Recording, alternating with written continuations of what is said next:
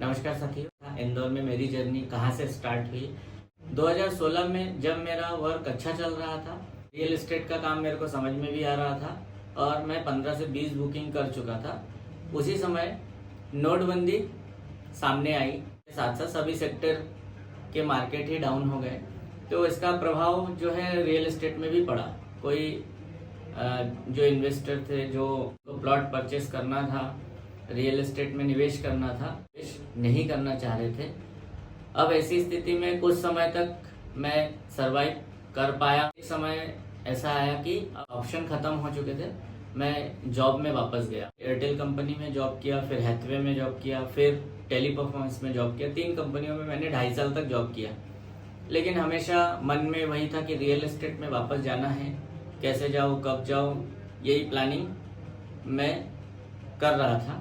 सुनहरा अवसर फिर आया। 2019 में अगस्त महीने में मैं वापस आया रियल एस्टेट में, फिर से अपनी जर्नी की शुरुआत की। रियल एस्टेट का सफ़र फिर से मेरा शुरू हुआ। यहाँ पे अपनी वाइफ को भी थैंक यू बोलना चाहता हूँ। उसके कारण से मैं वापस रियल एस्टेट में आ पाया।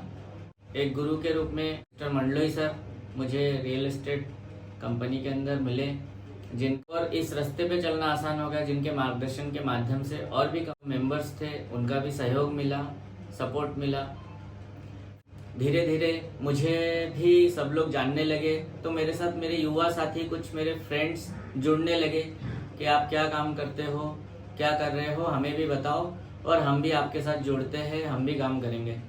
तो फिर कुछ फ्रेंड्स मेरे साथ आके ज्वाइन हुए, कुछ साथी मेरे साथ ज्वाइन हुए, उनने भी काम सीखा, उनको भी अच्छा लगा। ऐसा करते करते धीरे धीरे मेरा टीम बढ़ता चला गया और फिर एक के बाद एक लोग जुड़ते चले गए, काम बढ़ता चला गया। इसी बीच में 2019 में मार्च महीने में कोरोना का इफेक्ट आ गया, लॉकडाउन लग गया और फिर उसके बाद 2020 में वापस लगा। लेकिन फिर भी हम लोगों का काम जो था वो बंद नहीं हुआ और चलता गया। फिर उसके बाद जैसी स्थिति परिस्थिति सामान्य हुई, 2021 से वापस हम लोगों ने अच्छे से स्टार्टअप किया। मैं सभी युवा साथियों से जो मेरे इस वीडियो को देख रहे सुन रहे हैं, उनसे भी आह्वान करता हूं कि अगर आप रोजगार की तलाश में कैरियर के उद्देश्य से चाह रहे हैं कि कहीं पे आप अपना कैरियर बना सके, तो आपके लिए एक रियल एस्टेट भी बहुत अच्छा माध्यम हो सकता है। और अगर आपको रियल एस्टेट के विषय में और अच्छे से जानना है कि एक्चुअल में क्या क्या वर्क है इसके अंदर, क्या करना पड़ता है, कितना नॉलेज गेन करना पड़ेगा, क्या सीखना पड़ेगा, कितना एजुकेशन चाहिए, सारी चीज़ों का आंसर मैं आपको दूंगा। मुझसे आप आके मिल सकते हैं इंदौर में।